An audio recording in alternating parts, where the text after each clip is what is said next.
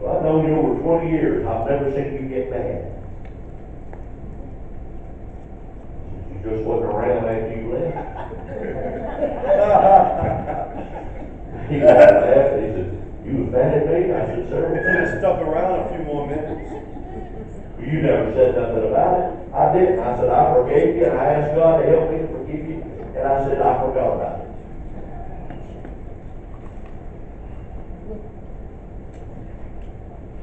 Only the forgiven can truly forgive. That's true. I agree. But wait, that should mean that the church should be filled not only with forgiven people, but with also with us forgiving people. Absolutely. Often church people are the most unforgiving people you'll ever encounter. Wow. This is from that Barnes survey. Man. Why is that, Brother Perkins? Because many of them know that God forgives, but haven't experienced true forgiveness of their own faults. That's a fact. It's just like if I give you $100 and you tell me, "I'll pay you back next week." They don't follow through. And next week comes and you don't come pay me. That's what the devil does. Should have known you couldn't trust him. See how they Should handle have it? known they're a thief. That's what the devil says. How they handle it. But God's word says, if your brother is hungry and you don't feed them,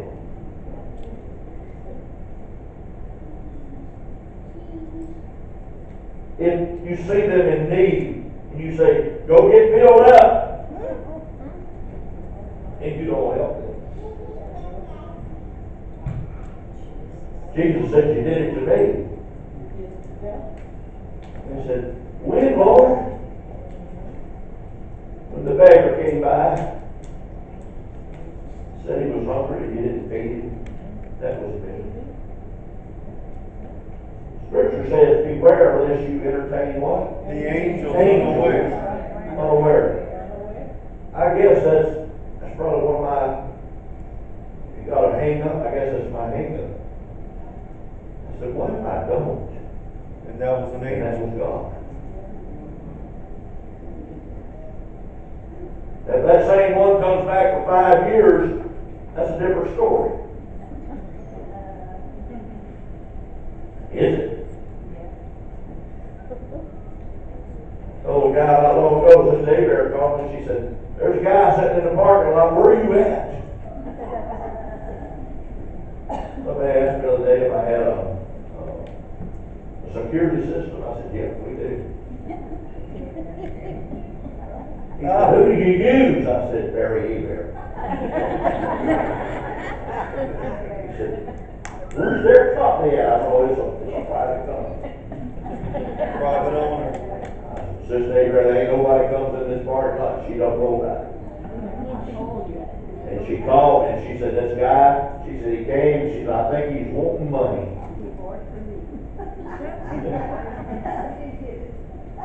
I've had people come to my door. Lady next door said, "I come see you, probably get some money." I said, "Sister Eber, why are you doing that?" She said, "So I can close my door."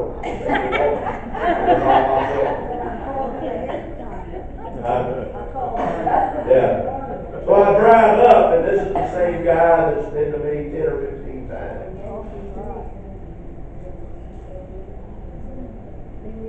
I said, "How can I help you?" Well, he said, he pulls out all this paperwork. He said, "I just got a job." I said, "It's an intercoastal city, right?" "How do you know?" I said, "You came to me last year with the same story." I said, "I just looked at your paperwork. That's dated a year ago. Repeat business. You still trying to get to Intercoastal City? I gave you money for gas." "Oh, so I've been here." I said, "Yeah, you better get you a little book and log down where you're going."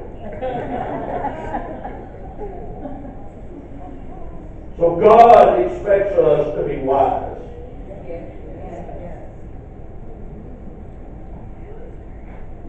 We have to understand. Let's look at Ephesians chapter 4, verses 32.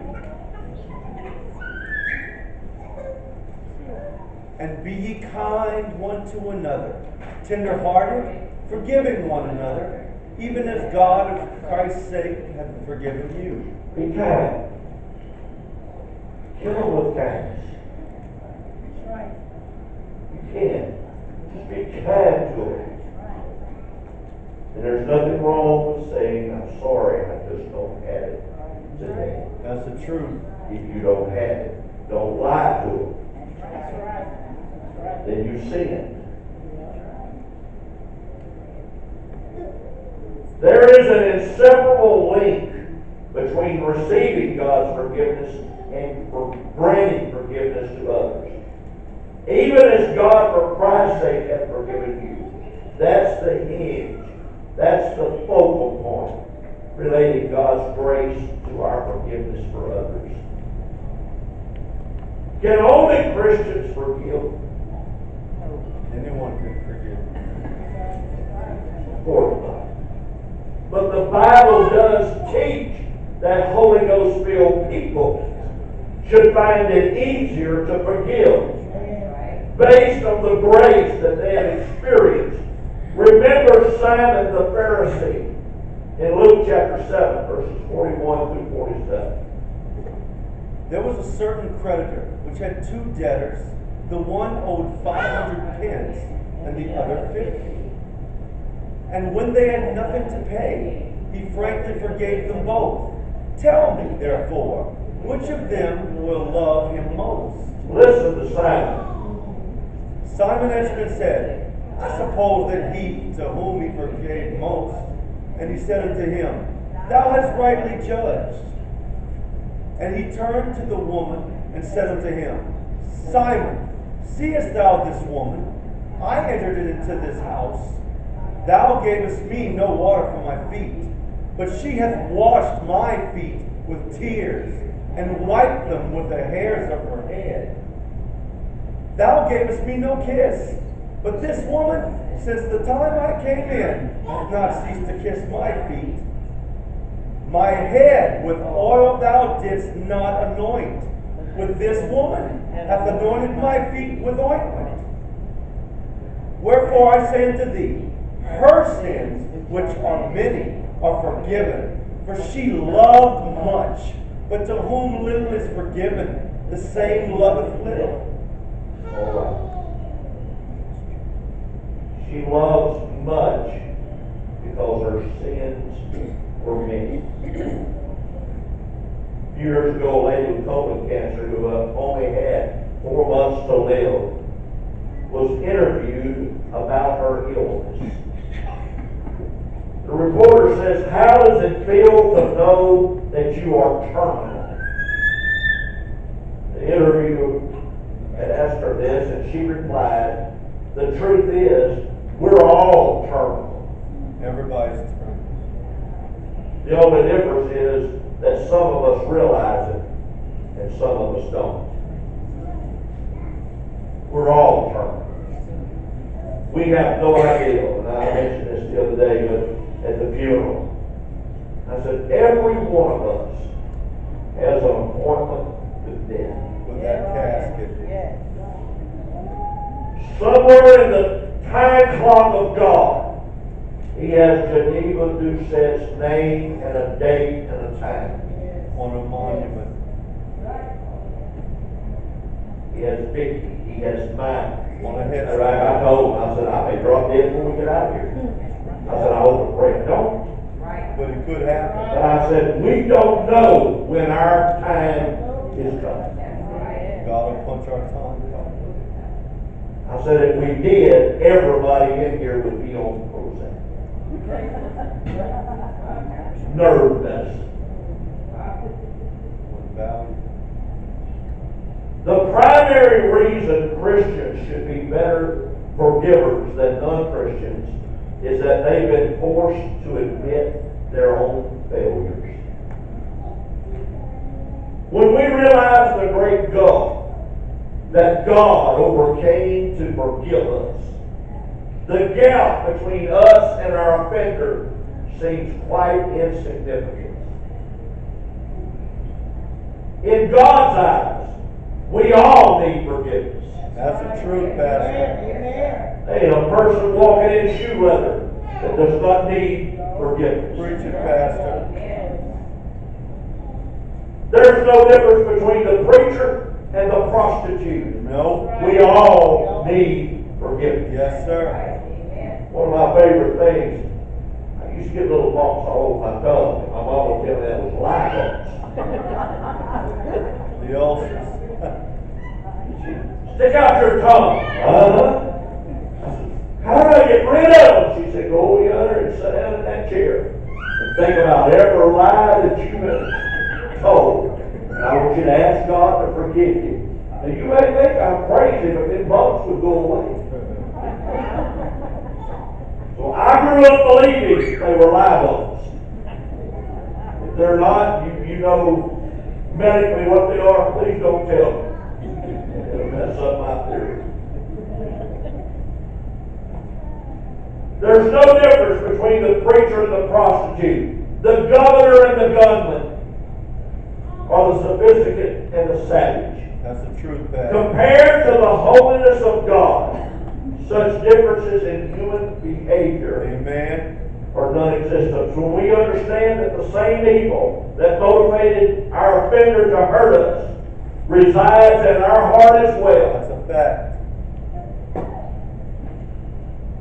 It's just God gives us the grace to overlook, Man, that hits home. to ask forgiveness. Romans 3 verse 23 says, for all have sinned And come and come short of the glory of God. Gentlemen, by the name of James Montgomery Boyce compares our good works to monopoly money. You ever get a chance, look up his author and read some of his stuff. As long as you're playing monopoly, those bills are of tremendous value. That's the truth. But the minute you close up the board, you can't buy nothing with that money. It's absolutely worthless in the real world. And in the same way, our good works are like filthy garments. That's the truth, Pastor. Isaiah 64 and 6. In the sight of God, our good works are worthless. Several decades ago at a British conference on comparative religions, a group of experts was discussing the uniqueness of Christianity. What differentiates Christianity from all other religions? A man by the C.S. Lewis entered the room and was told what the group was trying to ascertain, and this is what he said. Oh, that's easy. The difference between religion and Christianity is grace. It is the grace of God Amen. that we sit here and stand here tonight. I'll be honest with you. If the devil would have had his way, I'd be 6 foot under salt. In a cemetery. And so would you. That's the truth. Brother Don told me, he said, I used to, how many pills did you say you would drink? Can't count. At least a quarter a day. He still remember. And that's what he Yeah. still remember. You still remember? That helps him to know what the grace of God has done for him. He remember like it was yesterday. Mr. Lewis says every other religion emphasizes man's responsibility to secure God's approval. Only Christianity makes God's love unconditional.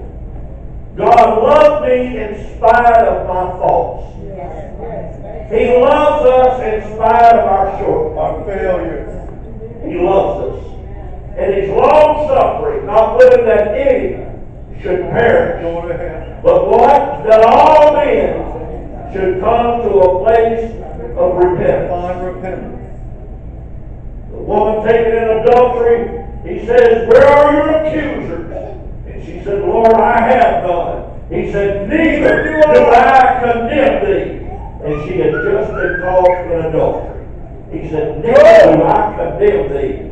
But go and sin no more. Can't understand people that thinks that they can repent of their sins and get filled with the Holy Ghost and go back and live like they did before God forgave them. That's scary. 2 Corinthians 5:21 says, for He hath made Him to be sin for us, who knew no sin, that we might be made the righteousness of God in Him. Amazingly, most people reject God's offer for forgiveness. That's sad. But those who accept God's invitation are in the best position to understand what grace is all Best about. position they could be. Granting to others what they do not deserve, earn, or sometimes even That's a request. fact. So, Brother Perkins, why can't I forgive? The good news is that unconditional forgiveness is available right now. To all. It's available to all. When the prodigal came home, he did not come home boisterous. No, He sir. did not come home with his head held high. No. But the Bible says that when his father saw him coming, Down the he road. ran to him. He was expecting to get a scourging like he had never got before, but instead, his father put his arms around him and kissed him on the neck. It says, my son who was dead is now alive. Get a new robe, put it on his back. That's what God does when we come to Him asking and seeking. That's the forgiveness. truth. He said, get new sandals, put them on his feet.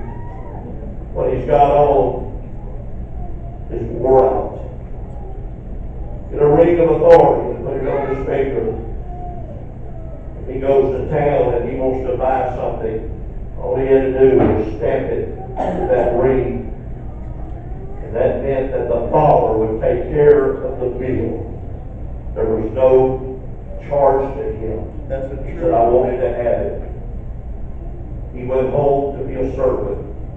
And the Father made him a son again. But what happened to the older brother? He had hatred in his heart.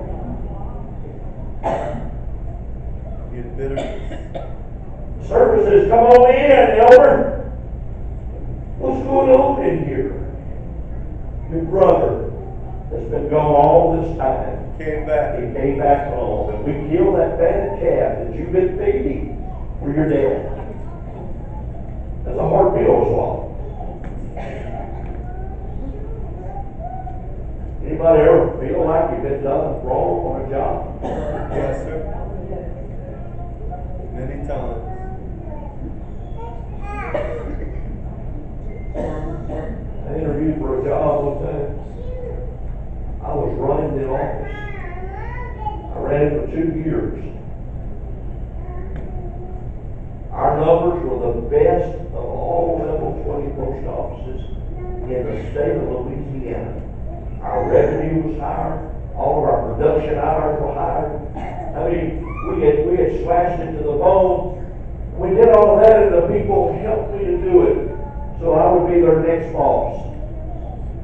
I interviewed 6 times for that same job. They kept coming about. There was 2 guys, me and one more guy left. We went in for another interview. I answered every question. Laid all the reports on the table. I said, hands down, this job is mine. It should be. Well, the Lord will make the decision. You'll hear it the next 2 weeks. 3 months later, still haven't heard nothing. You know why, Sister Zeno? That boss couldn't stand the thought of coming and telling me he had to give it to somebody else.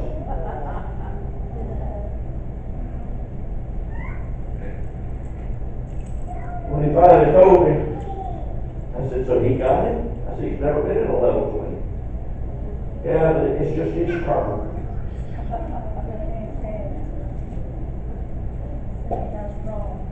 Brother Dick, you know what he asked me? I just need you to make me one promise. I really wasn't in a promising mood, I promise you. Go training. Would you promise me you'll stay here at least 6 months and train him how to run this office? That's a slap in the face. So I'll give you 90 days.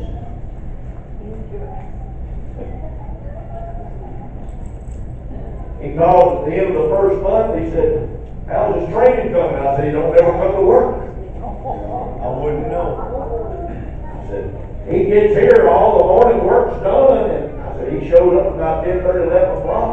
He's supposed to be there at 9. I said, I'm not capping. I'm just telling you. I can't tell you he's training because he don't come to work.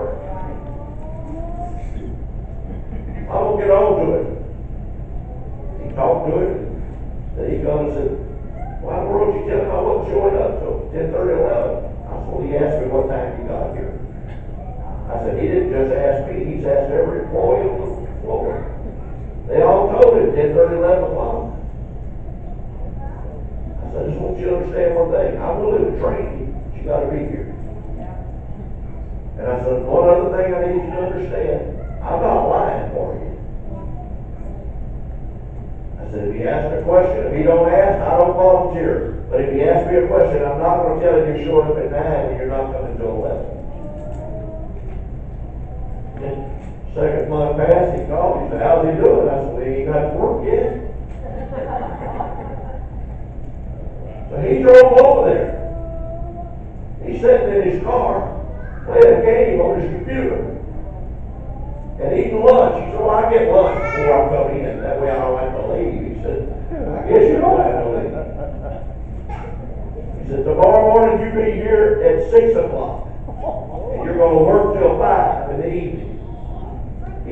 That man's going to train you.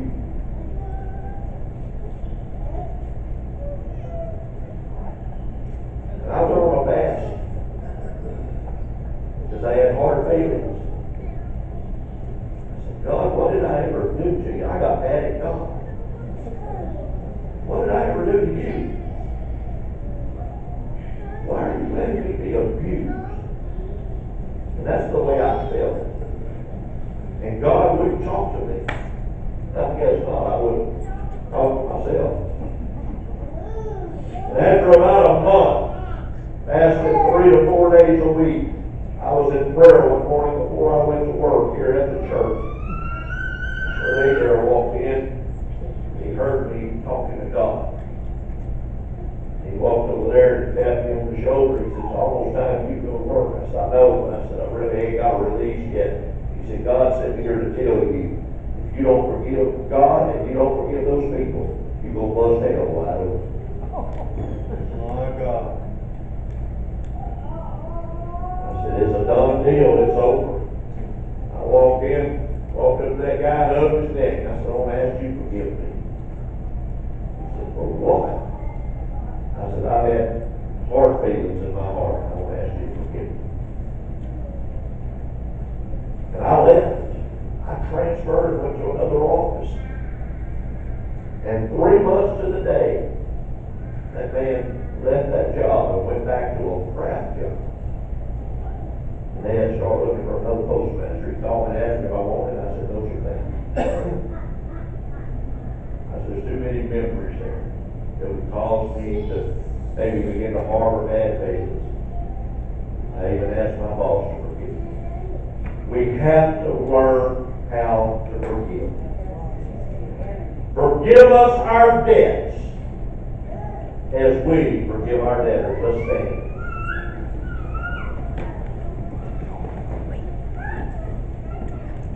Don't forget this coming Sunday. Please make every effort to be here. Brother Lyles is going to be preaching for us Sunday morning. So please come. Invite some people. It'll be a great morning for them to get the Holy Ghost. Let's bow our heads. Brother Zeno, will you pray? Heavenly Father, Lord God, in the name of Jesus, we thank you, Lord, for being in the house of God to hear your word. Father, our prayer tonight is that you would just let us retain what we have heard, Lord, and let it be applied to our everyday life. In Jesus' name we pray. God, we pray and ask that you would go with each and every one of us as we are dismissed. And bring us back at the appointed time, Lord, to hear words of eternal life. We ask this in